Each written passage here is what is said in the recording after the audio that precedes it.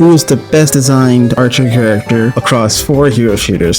So I know that you guys are probably wondering like, okay, well, what do you classify as an archer character? Well, in this case, I'm only counting characters that have a bow and arrow because, you know, crossbows are awesome and all, but that's not what I'm getting at when I say archer. So crossbows do not count. I'm only counting characters who have a traditional bow and a quiver, and I'm just using that as my basis for this little, I guess, tier list. Not really tier list, more just like a analysis. I'm not going to go too in depth on each character because there are some very, very different nuances with certain characters because the games themselves are different. Like, you know, I can't really compare Overwatch mechanics to Paladins mechanics. As we both know, Paladins is a more MOBA style hero shooter rather than just a traditional hero shooter. That being said, I'm going to be rating them by 5 different categories. So it's going to be by their bow feel and sound, basically just how the bow like sounds and how it feels to use when you're playing. Overall viability, basically just like how good the character is in their game and if they actually could be useful in most given scenarios. Their ultimate, self-explanatory. Their kit, also self-explanatory, and the hero design. And I'm only going to really looking at like a basis look. I'm not going to go like in depth on like, you know, lore and backs and like, you know, what makes sense with their backstory and all that stuff, because that, again, this video would be like an hour and a half long and I don't want to be that long. So yeah, I'm just going to go on like, you know, surface level stuff and just look at that like first impressions basically. Hanzo, my first like basically I guess main in Overwatch, and you know, if you look at my hero history you can kind of tell, but yeah, so Hanzo, pretty straightforward character in all honesty, even though he's notorious for being super like janky with, you know, lucky headshots and all that stuff. But so his first ability that I'm talking about is his wall climb passive. Kind of self-explanatory, but basically just lets him climb up walls for a little bit. It lasts for 1 second. That's like the max amount of time you can climb a wall before you like just start falling off. And it has a movement speed of 7.15 meters per second. And so some little quirks about it is that you can like, again, you can cancel it. You don't have to go the full seconds whenever you're climbing up the wall, and you can go up to about 8.8 meters. That's like the max amount of like, you know, distance you can get on a wall before you start falling down. So you can go anywhere between like, you know, 0 meters to 8.8 before you cancel it or before it like automatically ends the wall climbing, because you can't wall climb forever. And obviously the meat and potatoes of the character, the storm bow, is their like primary weapon, and it has a damage base of 25 if you don't charge it, and if it's max charge and it hits the body is 125, and the headshot multiplier is double, so min charge 50 and then max charge 250. So it can one shot any character that has 250 HP below in Overwatch's standards. This is Overwatch we're talking about right now, and it has a 0.82 shots per second and 2 shots if you don't charge it at all. So infinite ammo as well, that's of course, and you move 30% slower when you have max charge, and has projectile speed of 110 meters per second with a minimum of 25 per second if you don't charge it, and the radius of the actual arrow is 0.125 meters. So it doesn't sound that big, but when you're playing Overwatch and you actually notice like some of the angles you can get with it and how like generous it is, it's actually quite big. So the next ability we're going to talk about is Sonic Arrow, which is kind of self-explanatory, but in case, you know, you don't know anything about the game, basically it just turns your next arrow that you fire into a sort of radar arrow where it lets you see through. It gives like a kind of a pseudo wall hacks for like about 6 seconds.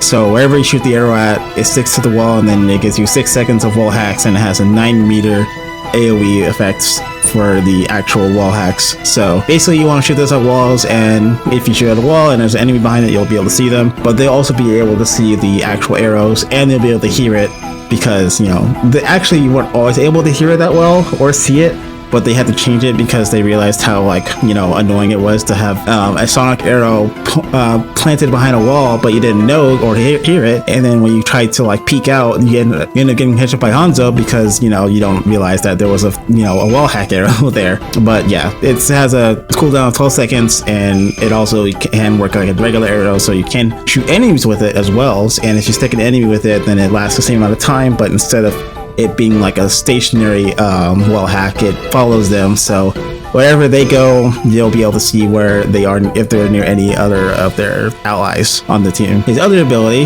which is like my personal favorite, Storm Arrows, it is basically just like the next 5 arrows that you shoot are instant, and they like fire at the normal trajectory of a full charge arrow, but they only do 75 damage shots, so they don't one shot. You're not going to be shooting like fucking massive 125 arrows at people, but it does headshot. So if you do get a headshot, then it's about 150, and you have 4 shots per second with, again, 5 shots, and it lasts about 4 to 5 seconds. But usually you're not going to be waiting that long, but if you need to, you can. And it has a projectile speed of 140 meters per second with a projectile radius of 0.2 meters, so it's actually quite bigger than the normal arrows. I think they actually nerfed it in a recent patch, but it's still bigger than your normal arrows, so you'll have an easier time to use it regardless. Basically, the best use case for it is just kind of, you know, shooting out with the arrows like rapidly in case you want to finish off somebody, or if you just really suck at aiming. Next ability, lunge, pretty self-explanatory, lets you basically double jump. Not more of a double jump, more of like a dash, I guess, but it's more of just like a getaway tool like type of thing, and something to just get enemies off you, not really off you, but get off them, and to disengage easier. Or you can use it to engage, but usually you want to use this as like a I need to get the fuck out of here type of thing. Next, we have his ultimate. So his ultimate, Dragon Strike, is, well, maybe one of the most iconic and coolest abilities in the game by far. It is also quite bad. So it has a ult charge rating of 1700 points, so it's like of how much you need to get charged before you can actually use it. And it actually has a funny little thing where you shoot an arrow and then it turns into the dragon, but the initial arrow also does damage. So if you hit somebody with the initial arrow, you can actually kill them with it, or even get a headshot and kill them with it. It's very, very, very, very, very hard to pull off, and I've only done it like once by accident, but it is so funny when it happens. I wouldn't recommend going for it though, because it's like, obviously when you're casting it, you're sitting there for the entire time until the arrow flies out and turns to the dragon. So you're not going to be like, you know, sniping someone out of the air. You know, and the actual arrow itself that comes out is very slow. But the meat and potatoes is the actual, you know, when the spinning dragon spirits come out of it, and that's when, you know, the actual ult starts. So it does 200 damage per second per dragon. So if you're standing, and so you actually take less damage if you're standing in one dragon as opposed to standing in the middle of it. If you're standing in the middle of it, then you're getting damaged by both dragons, so that's 400. But if you are standing like on the left side of it or on the right side of it, then you're only getting touched by one dragon, then you'll only be taking 200 damage per second, which is still a lot. Like, if you're a DPS and you're standing in that for just a bit too long, you will die. It's not like it's like, oh, if I just let it scrape me a little bit, then I'll be fine. It's like, no, if you touch it, you're most likely going to end up dying. If not from like the actual damage of the ult, it might be getting some follow-up. The actual like range of it is infinite. So the initial arrow goes about 10 meters before it turns to the dragons, and when the dragons come out, the ult lasts until it literally just hits the edge of the map, because you can actually see it going on and on and on. So that's why a lot of Hanzos will like throw out their ult from spawn, because there's no like range limit to it at all. So like you can literally get a kill from your spawn to the other enemy spawn if you're lucky enough, but generally speaking, you're basically going to only be using this to like combo into it. If using it raw, you can get some cheeky kills here and there, but most of the time you're mostly gonna just getting like, you know, waiting for grab or whatever. It's not really good on its own at all, and it's really only useful if you want to just clear off a point. And since Hanzo has, you know, hero perks, and it does change him a lot, and there are other heroes in this little like I guess tier list or analysis, whatever, that have perk like things, then I shall cover them as well. So his two minor perks are Sonic Disruption, which lets you hack a health pack for 30 seconds with your Sonic Arrow. So what that means is if you have your Sonic Arrow out as like equipped with your shift, and then you shoot it at a health pack, it hacks it. And what that means is that your hacked health packs heal only you and your teammates. So like if an enemy tries to use it, they can't. It just won't work, and it'll just like stay there. And it also comes back a lot faster. So basically, it's really only useful if your healers are really bad, I guess, or if you just want to try and like deny the enemy team. Like if they have a Wrecking Ball or a Tracer, or like a Genji, like people who like rely on health packs a lot more than other heroes, then you can really get some use out of that. But otherwise, you're most likely not going to use it that much. But I have seen a lot of Hanzos run it, so maybe I'm missing something there. His next ability is Swift Lunge, which basically lets you reduce your lunge cooldown by 1 second with every arrow you hit. So the basic cooldown, well, the base cooldown of lunge is 4 seconds, and with each arrow you hit, it reduces it by that 1 second mark until you either get it back or it comes back on its own. So theoretically speaking, you can basically have lunge up almost anytime you need to, as long as you're hitting your shots, and that's like, you know, half the play of playing Hanzo. Now his 2 major perks, this is where things get a little spicy. So his first perk, we've had it for a while, it's, I honestly I cut off the name in the screenshot, so I think it's called Dragon's Fury, but I hope I got that right. But anyway, if you shoot an enemy with your arrow, so like the base arrow, not storm arrow, then you get a 25% attack speed bonus for 2 seconds. So basically, you shoot an enemy and then you attack 25% faster, and you can get it like infinitely. It doesn't go away. So it doesn't stack the attack speed, but it does refresh the duration of the attack speed. So you can have 25% attack speed for up to like 30 seconds if you're hitting a lot of shots. But like my favorite combo to do is usually just like hit the initial hit with primary fire and then immediately go into storm arrows, because then you just get your storm arrows to shoot super fucking fast, and it's really fun. And his last perk and his second major perk is scatter arrows, and people who played Overwatch 1 know what scatter arrows is. It's kind of like, you know, one of those infamous abilities. It's really, it's not that crazy in like the perk form, but it's still pretty good for what it can do. So kind of self-explanatory, but I'll say it anyway. Scatter arrows is basically when you shoot the initial arrow of your storm arrows. Now, if your storm arrows turn into scatter arrows, so when you shoot your storm arrow, every single storm arrow that you shoot scatters into a bunch of little smaller arrows, and those arrows can do upwards of 75 damage on the initial hit, but after they bounce once, then they do 25 per hit. So if you really want to get the most bang for your buck, you usually do like this classic of shooting at the floor, but you can get some cheeky kills if someone's like super fucking low behind the wall and you can't like hit them normally. But generally speaking, you're just going to be shooting at people's feet. But it's really not as crazy as it sounds, you know, because you might think that like it used to be super good in Overwatch 1, but then when they took it away and they reintroduced it, it's like a pretty much a really neutered version of itself. But it was kind of needed because in Overwatch 1 it was really oppressive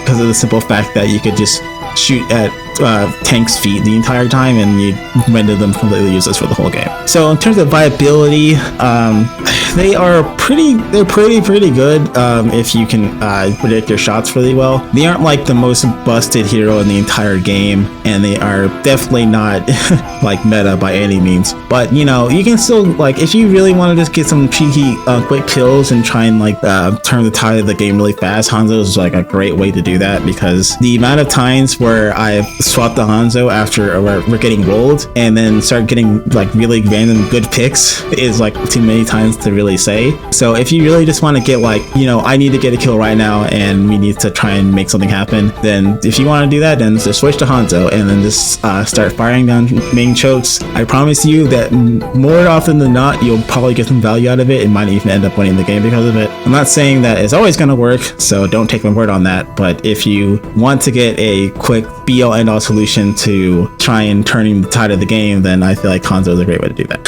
So his kit in general, I think, is pretty good, and it's nothing really wrong with it. Everything flows into itself pretty well. Everything complements itself pretty well, including his perks. He is a very simple character, very easy to grasp, so nothing really much to say there. Only thing I could really say is that his ultimate is pretty useless. Like, honestly, I could go a whole game without using the ult more than twice,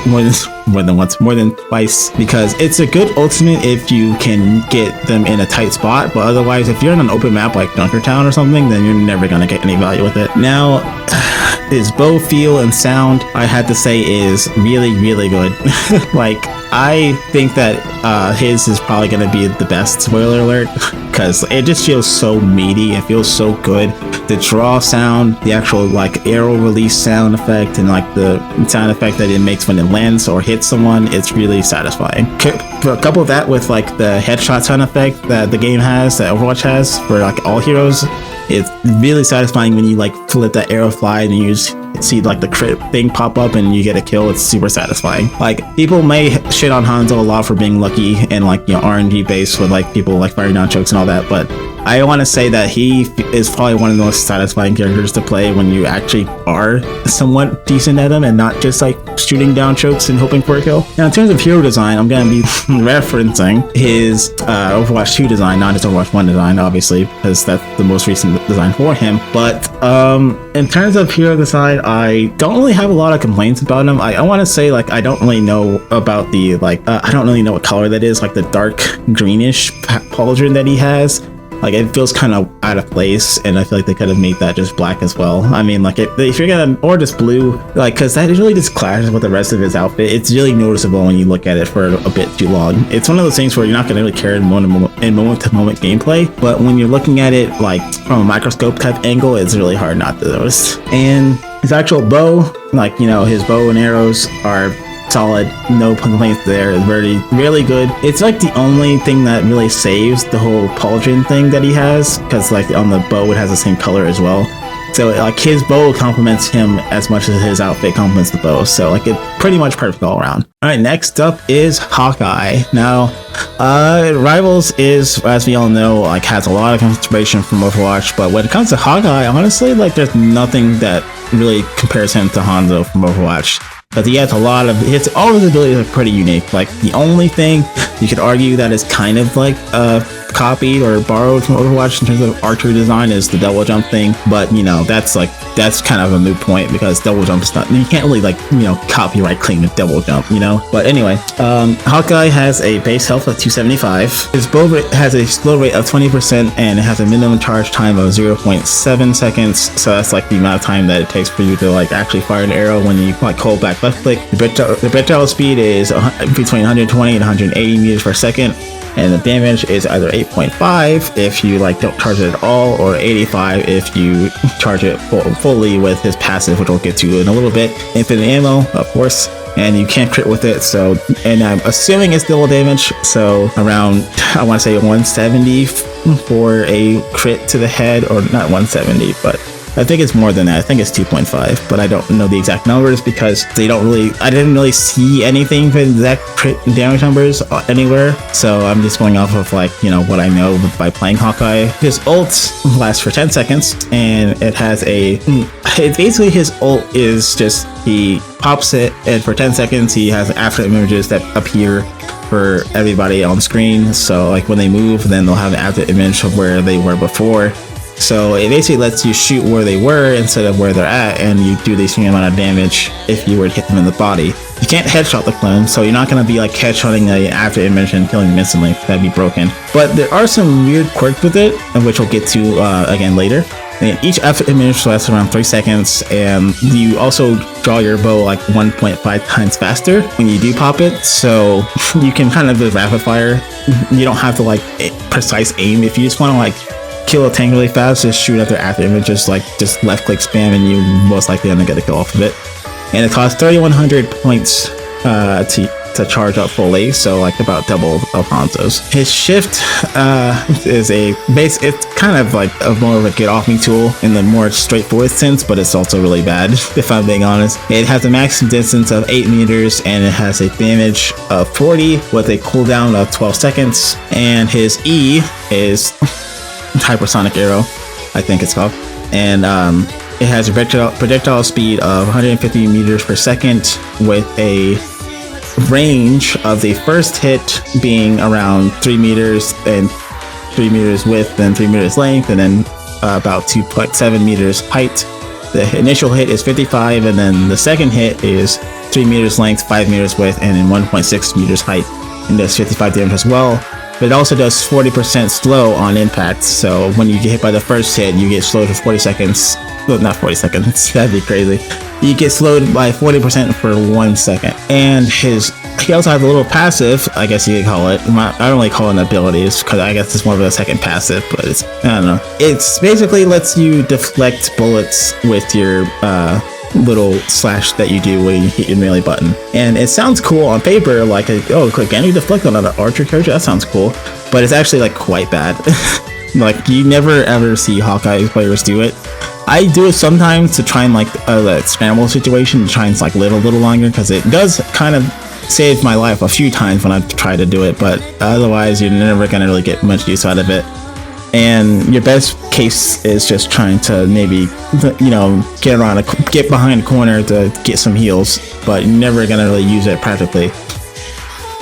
So, and then his passive, which is kind of like the more reason what makes him kind of balanced, I guess, is his Hunter Sight, which lets you charge up your shot whenever you're looking at an opponent. You have to like look at them about 40 meters. That's the minimum distance, or I think the max distance. It doesn't really say on the website. The website is really weird with the numbers, but anyway, it goes from 0 to 75, and the max damage you can get is 75 when you have fully charged, and that's about 0.9 seconds of aiming at a person.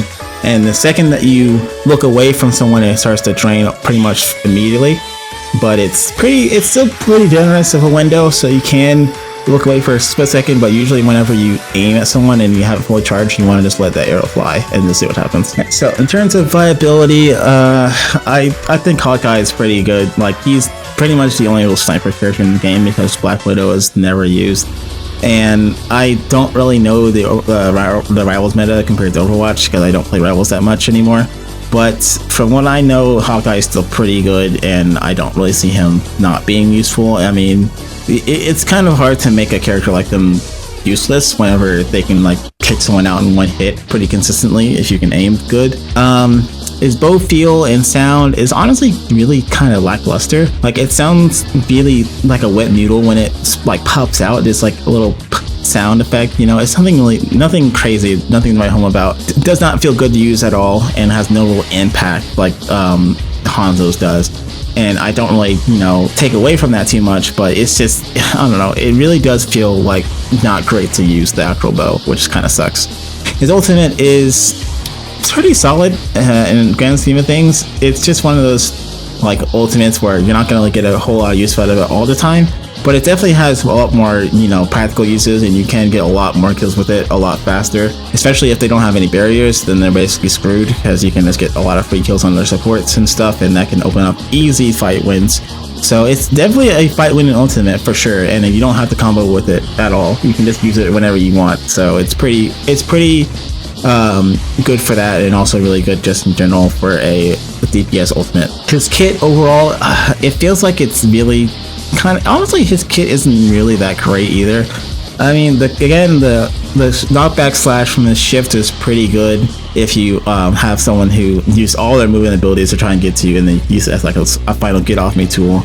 But generally speaking, if you do hit someone with it, they're not going to get knocked back enough to where they're going to be like, oh damn, I can't reach them now. They're just going to probably use another movement ability and get even closer, and then you don't have a slash to protect yourself, so you're just going to eat a bunch of damage and die. So it's not really that great for it. I mean, again, it can work, and it does help sometimes, and it does make them like at least back off, but you're never gonna like straight up either kill someone with it, or, you know, cause them to actually want to back off, because if they are a good enough dive hero, especially if they're a tank, like if they're a tank, then you might as well not even try. And his like hypersonic arrows they're good, but they're only good if you want to like annoy flying characters, or if you just really want to screw up a tank, because it does do a lot to tanks, and it slows them down by a lot, and tanks are big targets. So then if you use it on a tank, especially a dive tank like Venom, then they're usually going to die really fast. So that's a good little use case there. In terms of hero design, you know, I mean, pretty good adaptation of Hawkeye. It makes him look a lot more like a badass in this game, and it really goes with the whole purple theme a lot more than it does in MCU. And I think that this is like a really great iteration of Clint Burton, and I honestly could see this being like an official like outfit that he has in one of the movies. So 10 out of 10 on hero design there. Now on to what I feel like is the worst character in this little list is Sha Lin from Paladins. So for those who don't remember what Paladins is, it's basically just a mobile hero shooter that's 5v5. I mean, I feel like most people who played Overwatch, or at least Marvel Rivals or Overwatch, know what Paladins is, because Paladins was kind of like known as the mockbuster Overwatch for a long time, and in some ways it kind of is, but it did differentiate itself enough at the end, but it it still definitely has that I was an Overwatch inspired game in some aspects, but that's a conversation for another video. But we're gonna just go over his base kit, and keep in mind when I say these numbers, they sound crazy on paper, but most characters in this game have like, you know, thousands of HP. Like all the numbers are really high because everyone has high numbers, so it's not like, oh my god, he has 1,000 damage, that's crazy. It's like, no, that's just like, that's how the game is, that's how Paladins is. So his initial ability, well, I guess not ability, but his primary fire is just a longbow, and you draw your longbow back for 1.4 seconds, and you fire arrows that do 1,000 damage max, and that's about it. Nothing else. They don't headshot. They don't have. They do have a slowing effect on them, I think, but it's like super minuscule. But again, there's not really any clear like numbers anywhere on the Paladins wiki, and I didn't find anything else when I was researching. So if you have the numbers for it, I'd love to, you know, verify that.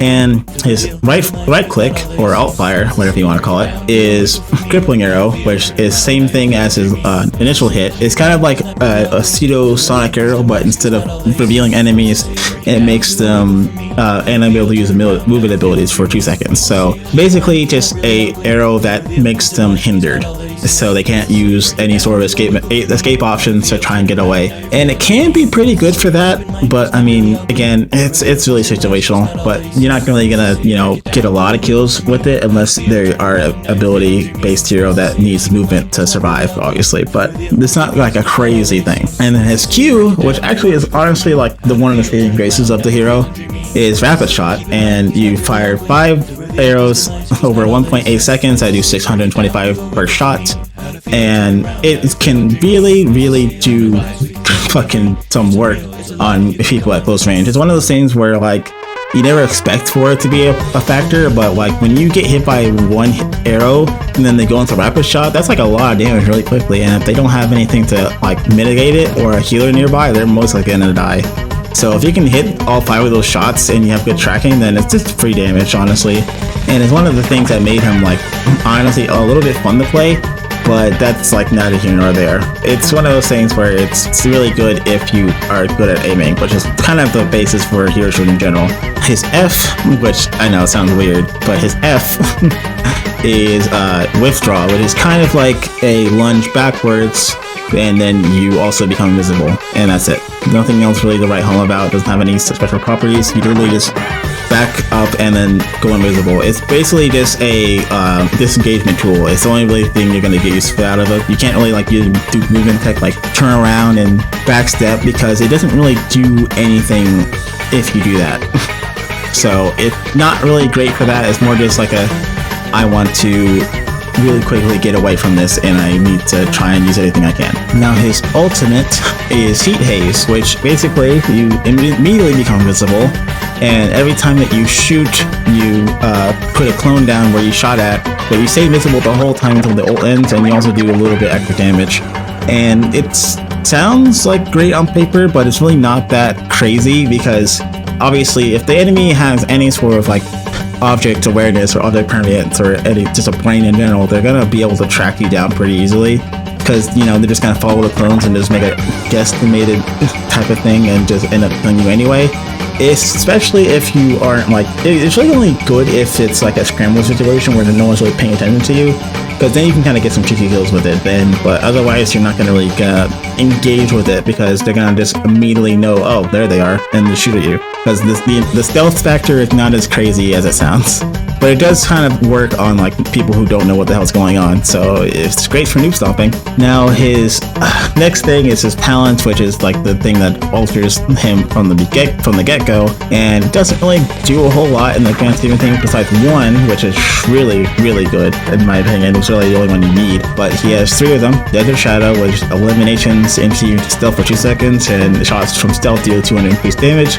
So basically you just if you get a kill, you go invisible for 2 seconds, and when you're invisible in general, including your ult or when you backstep or anything like that, you do 200 extra damage per shot. And it can be okay if you really just want to, like, you know, trying to live longer, but not great in the grand scheme of things. And the second ability, Recurve, which honestly I think is the only one you need, increases the rate at which your longbow charges by 25%. So basically just you charge your bow faster from 0 to max damage. So it's kind of self-explanatory, you know what I mean.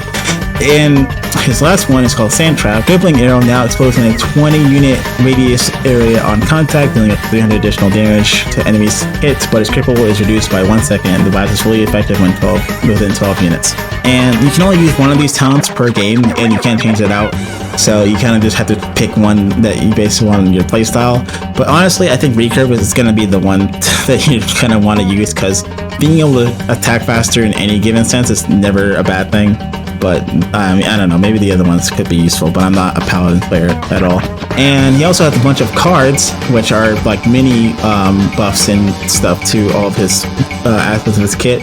I'm just gonna like kind of race through them because there's a lot of them here. So, Bullseye, reduce your active cooldown by 10% when you get an elimination. During escape, increase your movement speed by 10% for 3 seconds after rapid shot ends. Bounded, regenerate 60 health per every second while using rapid shot.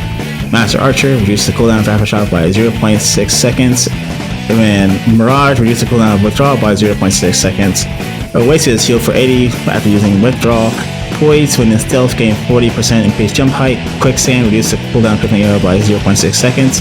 One Like the Wind, increase movement speed by 7% for 3 seconds after using withdrawal. Run Them Down, increase the duration of the cripple effect by crippling arrow by 0.1 seconds. Shimmer, reset the cooldown of withdrawal after withdrawing person to or below 15% health. Skewer, hitting an enemy with crippling arrow reduces the cooldown of rapid shot by 0.6 seconds. Strike True, here for 70 after hitting an enemy with crippling arrow. Swagger, increase your maximum health by 50. Wanderlust, increase your movement speed by 3%. Wind Wall, each arrow of rapid shot reduces the movement speed of any enemy hit by 5% for 2 seconds. And keep in mind, all these cards can be like increased by a certain amount. So when I say 10%, it can be like 5% or 20%, depending on how many you invest. Because the loadout is kind of like one of the meat and potatoes of the game that you can put into your character to alter them to make them better in one area of their kit or weaker in other areas.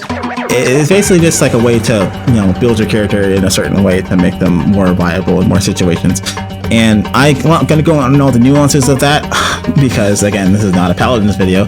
But in case you want to look into that, then you can always just look up like pro Shaolin builds and look at what people are doing. But I don't think there's much of a competitive scene in this game. So what's Shaolin's bow feel sound like? Well, I want to say it's better than Hawkeye for sure, but definitely not that much better. I feel like that Hawkeye is like it's really hard to get worse than that. But with Shaolin's, it's okay. It sounds good. It feels alright to use. It's nothing like out of the park by any means, and it definitely still feels like it's impactful enough. But it's not like, you know, it doesn't really feel like you have much power behind the shots still, which is kind of a common theme with other bow characters in games. But it still definitely feels good to use, and like the POV of the first person definitely adds to it a little bit better. But it definitely could feel a lot more better. But there's nothing egregious there. In terms of viability, I don't know, because I don't play Paladins, and I don't think Paladins has a real pro scene at all. But in terms of like match to match and like quick play, if you're doing unranked, I feel like that Shaolin is still pretty good. Like, he definitely catches a lot of people off guard. I mean, like, look at this game that I had when I was like making the background footage for this video. Like, if this doesn't show how viable he can be if you play him right, then I don't know what is. But I mean, granted, I don't know if these were bots, because I know this game does have bots in it, but I don't feel like they were. So yeah, I feel like he's okay. He's nothing crazy overpowered, but I don't really know what the meta is Paladins anyway, if there even is one. But you know, he seems okay to me. Ultimate, I'm I'm just gonna say it, his ult sucks. His ult sucks so bad.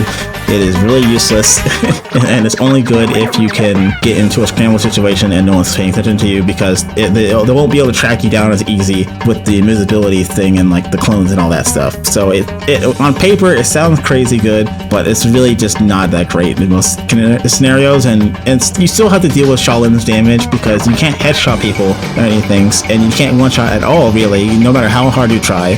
So best case scenario, you might be able to get a cheeky pick off someone who's like half HP and doesn't know that you're invincible behind them, you know? But you're never gonna like wipe the lobby with it by any means. His kit overall, I think is pretty solid for the most part. I mean, withdrawal is kind of trash, I'm not gonna lie, but rapid shot is like broken, extremely good ability. Crippling arrow can be really good on heroes that have a lot of mobility, and they don't really have much to say about everything else, but yeah. I mean, rapid shot used to be like a lot worse, because rapid shot used to be like a plant in the ground type of thing, but they buffed it / changed it to where like now you can move freely with it, which made it way better because you don't have to like sit there shooting the arrows, because before you'd sit there and shoot the arrows and you just couldn't do anything, and it was really bad. Oh, and in terms of design, well, I think he looks okay. In game, he looks alright. He kind of is like a stereotypical like I'm a Chinese guy type of thing. Not trying to be offensive about that. I'm just saying he looks kind of like what you expect a Chinese archer type of character to be. But his character portrait is where I have problems, because it looks like he's mogging in it, and I can't get over that. I even brought it up to my friend while we were playing together to do this video. It just, I don't know why his hero portrait thing looks so different compared to him in game. Like, I feel like they could have done something way better for that, but that's just my opinion. Now, last but not least, we got Voden from Gigantic. Now, Gigantic is definitely the most obscure game on this little tier list type of deal. I still don't know what to call this, but Gigantic, for those who don't know, a brief little overview, is basically just I think a 5v5 hero shooter MOBA again. But in this case, instead of just, you know, beating each other for an objective, you have two like gods, I guess you can call them. Is your I don't really know their names off the top of my head, but I think one's Auroran and the other one's Drin, and so you can kind of take a gander and guess which is which based off of their looks. But you just kill the enemies, you kill their like summon pets. It's kind of like League of Legends in that way, where you like have to kill their like summon pets and just make your way to their side of the map until you get enough points to have your guardian attack their guardian and pin them down, so that your team can like get some licks in, and then once you get enough damage done, you do damage to their heart, and you do it like 3 times, and then the game's over. It sounds like it takes a long time, and it does. It is a very strenuous game. Gigantic, but it does have its quirk to make it fun, so I'm not going to go, but I don't want to go into too much detail for that, but I can definitely make a video on it. So if you guys want to hear my full thoughts on Gigantic and the unfortunate news of it being basically just shut down, which it is, but it's not. But again, different video. So on to Voden. So Voden is a DPS support hybrid type of deal. There's not really any sort of like specific archetypes in this game, but it's more just like a play the character that you want to play and play them how you want to play them. But there definitely are characters who are much better at one specific job than other characters. But so with Voden, he has 1.650 HP. I don't know why I said this so weird, but he has 1,350 HP. And again, the damage numbers in this game are high and everything, so don't like look at that and go, wow, that's a lot of health. But no, that's like really low compared to other heroes in the game. But he has 15 armor and 670 move speed, and he does base DPS of 183.3 and 169.2, and his total damage over 5 seconds is 1,016 again, which is a lot lower than you think. AoE damage is 225, 275, 350, depending on what you're doing, and I doubt even going to get into the baseline upgrade effects. And this game has a lot more going for it, so I'm going to try my best to cover it as fast as I can, because this video is already a lot longer than I thought it'd be. His level 1 arrow does 165 damage and a projectile 0.90 seconds per hit and 183.3 DPS. And the projectiles arcs slightly due to gravity, that's supposed for both of them. And the max charge, which is level 2, it takes about 0.40 seconds from charge 1 to charge 2. 225 damage, and on hit is 0.33 seconds per projectile, so that's 169.2 DPS. So actually, it's a little bit. You actually do a little bit less DPS if you fully charge, which is kind of a weird quirk. But damage fall off is 20 meters to 40 meters, because unfortunately he does have damage fall off, which is honestly kind of weird for an archer type character. But you know, he's more of like a mid-range type of archer, mid to close range, which sounds off. But you know, that's just how the game works. His right click is poison spores, which spreads toxic spores on the ground under him, and it's a 2.0 meter radius, and it lasts for 6 seconds. And you can also change it to be a poison clap, but I'll get into that later. And it does negative 50% healing on enemies and 21 damage per second over 4 seconds, for 189 total damage, which again sounds like a lot, but really isn't in the grand scheme of things. And while you're standing in it, your arrow actually does the same thing. So if you stand in it and shoot people with your regular arrows, it turns into them poison arrows, so you can transfer the poison a lot quicker. His Q is Green Man, which is again another sort of disengagement tool, and it summons a clone at his location, and then it walks forward in a really predictable enemies and attacks enemies. The clone itself doesn't do any damage. It's more of just like a I want to get out of here tool.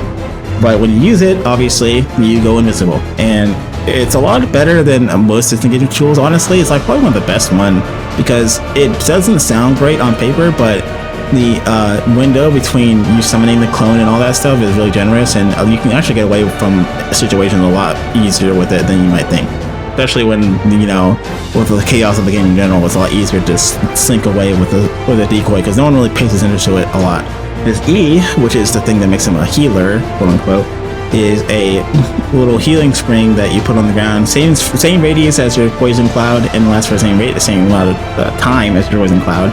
And it does 45 healing per second and 7 total ticks, and that's a total for 315 total healing. So really, really bad healing if you think about it, because it doesn't even heal for like half of his own health, let alone teammates' health. So good luck trying to keep your teammates alive with it. And his F, which is his ultimate, and he shoots an arrow that on impact cancels and mobilizes enemies in a 4 meter radius, and also drags them in. And if you have max focus, or if you have max, it does 350 damage max, and base damage is 225, and then mobilization also increases from 2 to 4 seconds. So basically, focus is just like how many stacks of it you have, and I can't get into that because that's a lot to get into right now. And yeah, it's basically just like a sort of like stun slash draw effect. It's kind of think of like Brute's ultimate in Marvel Rivals, if you know what that's like. It's kind of just like that. And here we go with all the upgrades slash perks, or you want to call them. There's a lot to go through here, so I'm just gonna speed run through it again. The Deadeye, his charge level is for level 2 is 270 instead of 225, so 202 DPS instead of 169, so it actually makes it a lot better. And Bowflex, his charge goes from 0.43 to 0.27, and you get another DPS increase from 202 to 31.4. And Long Shots, his arrows go faster, so instead of 43% projectile speed is 71%. And it completely removes the damage fall off for it, so you don't have to have any damage fall off at all. So it actually makes him more of a sniper character like he should be. And his Spread the Pain, and the charge level for level 2 goes from 225 to 165, but instead of 1 arrow, you fire 4 arrows total for 35 damage for the 2 left and 2 right arrows. And the DPS goes from 169 to 228. And 305 total damage. It also lowers the damage of the main arrow as well. Keep that in mind. And piercing arrow, self-explanatory, arrow that pierces. Tangle root tips, and it versus enemies within 10 meters by 20% for 2 seconds, and you also get 6 focus per arrow on hit. And for his poison spores, a more spore spreads toxic spores on the ground under Voden at 3 meters and lasts for 8 seconds instead of 6 seconds for 231 damage total. And Virulence, when AoE first applies and poisons the enemy, deals 150 damage ignoring armor, so 381 damage total for the poison. And Contagion, 18 seconds cooldown increase, so from 13 seconds to 18 seconds, but enemies hit by the original arrow or poison arrows gain an attached poison order for 4 seconds, and same things as always as poison, so basically just like a spreading thing. And taking spores, instead of your poison spores being on the ground, you throw them at people, so it basically just turns into like a projectile type deal. And on impact, it's like a 1 meter radius, and direct hit deals 250 damage. AoE deals 100 damage and ignores armor, and same deal as always with poison, 50% healing and 21 damage for 4 seconds. Hungry Spores, it basically turns that spore cloud that we talked about into a homing projectile, so you never miss it.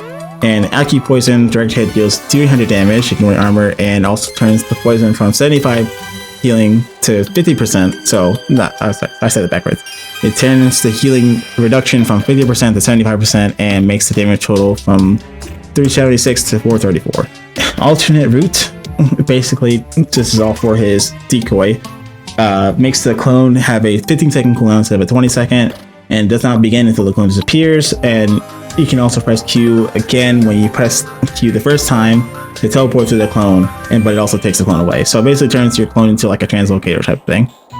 And for alternate route, you also get a extra attack on top of that makes it plus 15 stamina, and then you get 30% move speed for 30 seconds. And also, if you use alternate route, you can also heal yourself with 250 HP. So, and then Green Man makes your clone into an actual DPS increase instead of just being like a get off me tool, become like an extra bit of damage for you, and you can have the clone do from 50 damage to 180 damage per hit. It makes the DPS go from 55 to 94, and it makes the total damage for the clone go from 300 to 540. But on all of that, it does take away the clone's stealth ability for you, so you don't go invisible when you use it. It's mostly just like a I want to kill things type of thing. And Spore Imitation makes the first arrow that the clone shoots be a poison arrow, and same deals always with poison arrows.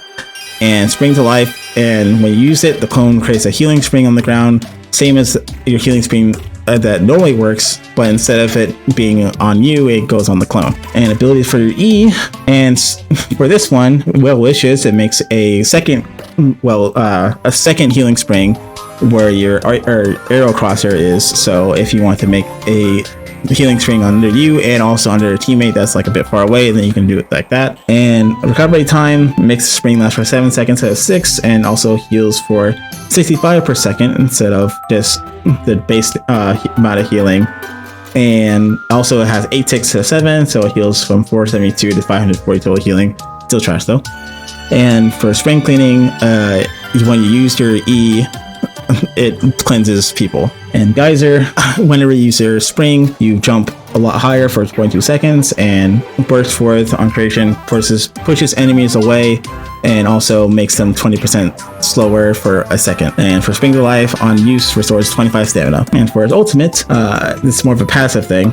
It's also passive and ultimate, so it's a mix of both.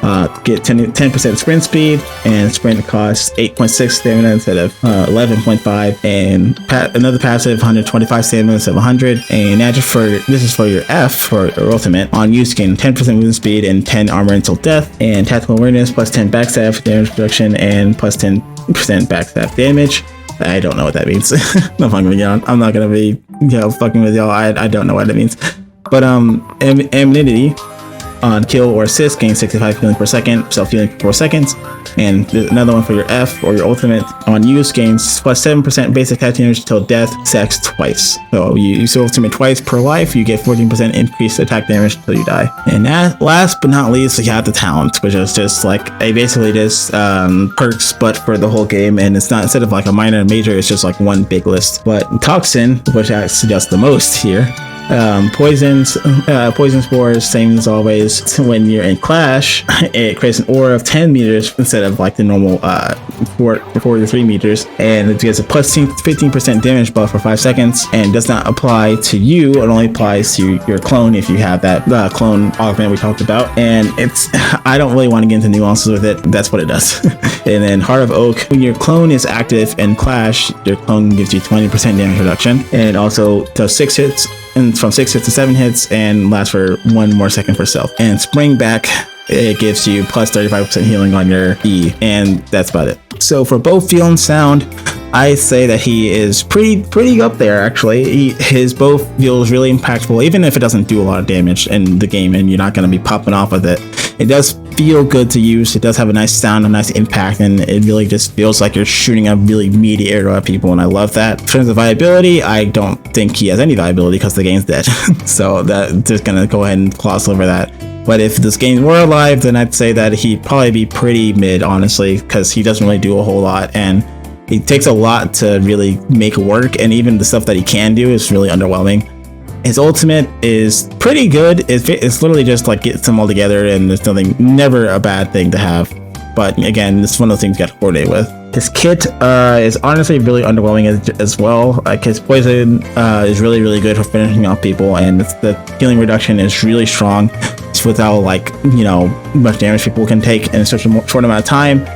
And I really just don't like how his healing works, because his healing spring, it seems good on paper, but it really does not do great in the grand scheme of things. And his clone is super strong. It's definitely the best part of his kit, because it does like basically everything for you. It's basically just the same as having like a second U, but slightly weaker, and that's always a good thing to have. And not really much else to write home about in that regard. Now, in terms of hero design, I have to say he is top tier, because obviously, if you haven't been paying attention, I'm a furry, so any sort of furry like character I'm probably gonna love. And he's like a fox deer type hybrid, and that's never like deer cute, so based on that front. And honestly, he's really like simple, but not in a bad way. And I just really love his design overall. It's really artistic, really cel shady, and I love that. It gives me that Wind Waker vibes when I see it. So the grand finale, who is the best character in terms of an archer? So just gonna go off just right off the rip and just go really fast with it. So in terms of last place, I'm gonna have to give it to Shaolin, because it honestly just no contest when it comes to him. He feels good to play in moment to moment, but he definitely feels like not satisfying to play. And third place is Voden. He only just barely squeaks by because of him being like, furry. That's really the biggest reason. But he also does have like some like quirks and nuances to his like builds that you can do with him that make him a lot more fun and dynamic. You're not going to be popping off again. I mean, I don't really know the exact, I don't really know the exact things that would make him crazy good, because again, Paladins and Gigantic are both games that are kind of dead in the water. But in terms of how I felt when I played him when the game was active, I felt like he was pretty good.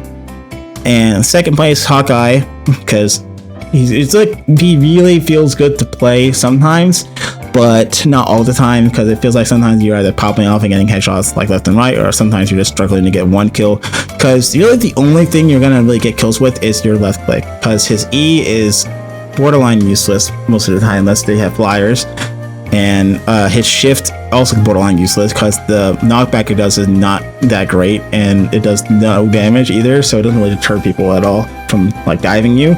And his melee deflecting, literally useless. And his ult is like the saving grace, because his ult is actually really strong if used properly, especially when you combine it with his blast arrows, which I didn't even talk about, but his blast arrows are like pretty good with it, because when you shoot enemies with the blast arrows when they have the other members all over the place, then they do take a lot more damage with it. And in first place, we got Hanzo, because Hanzo is Hanzo, and Hanzo is like, it's really hard to beat his overall feel and design. His design isn't super strong, but his kit is super straightforward and really easy to use, and also just really powerful. You're never gonna not use any of his abilities a lot. You will always be using sonic arrows, you're always using storm arrows. His lunge is always useful for getting in and out of situations, and his ult may be like definitely the sore point of his kit overall, but you still have a lot of good use cases for it. You can either use it for utility, or you can use it just to try and get some extra kills, or just get a kill, because you can get a lot of kills with it, especially from from spawn. A lot of times when you shoot from spawn, you might be able to get a kill on the point, and this helps. It does have its use cases, it's just not always useful.